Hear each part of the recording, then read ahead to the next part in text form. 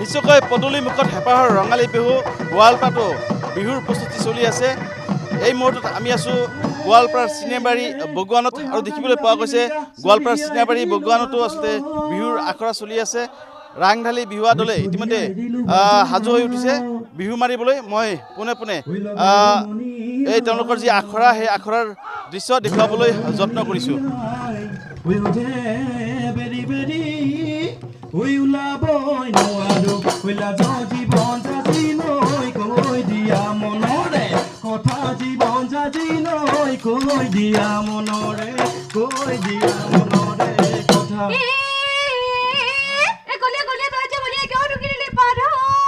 এক গোৱালপাৰাৰ চিনেবাৰী বগোৱানৰ দৃশ্য।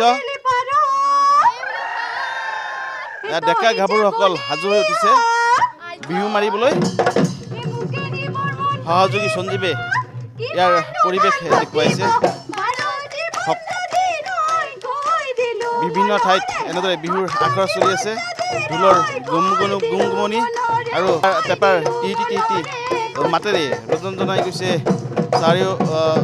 চাৰিওফালৰ পৰিৱেশ।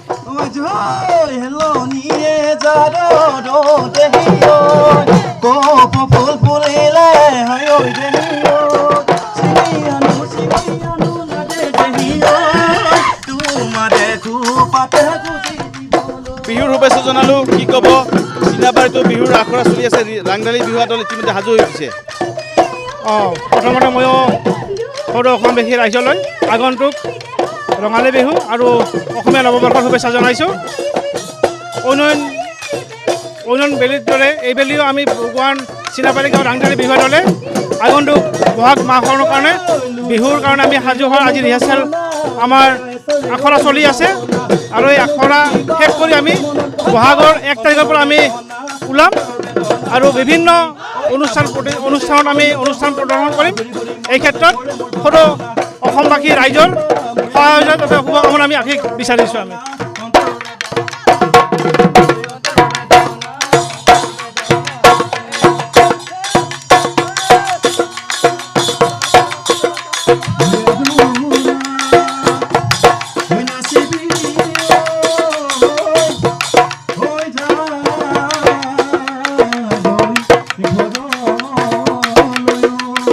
গোৱালপাৰা জিলাৰ চিনেবাৰী বগোৱানৰ পৰিৱেশ আমি দেখুৱাইছোঁ।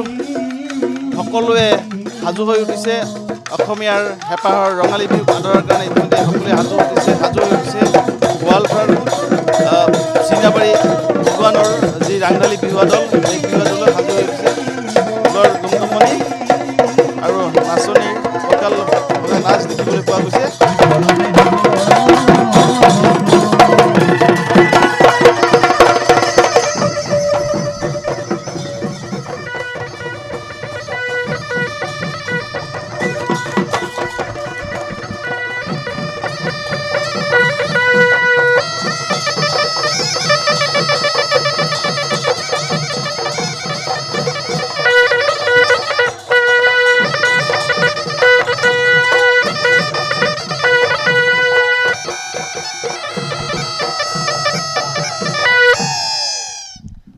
এনেদৰে দেখিবলৈ পোৱা গৈছে চাৰিওফালে হেঁপাহৰ ৰঙালী বিহুক আদৰাৰ কাৰণে প্ৰস্তুতি চলি আছে আৰু গোৱালপাৰাৰ এই বগোৱানতো চলি আছে এনে প্ৰস্তুতি। বগোৱানৰ যি চিনাবাৰী গাঁও সেই গাঁৱৰ ডেকা গাভৰুসকল ইতিমধ্যে সাজু হৈ উঠিছে। ৰাংঢালী বিহুৱা দল সাজু হৈ উঠিছে আৰু তেওঁলোকে বিভিন্ন ঠাইত অনুষ্ঠান পৰিৱেশন কৰিব।